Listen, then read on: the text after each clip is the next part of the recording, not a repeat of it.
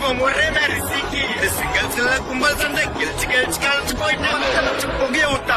அவர்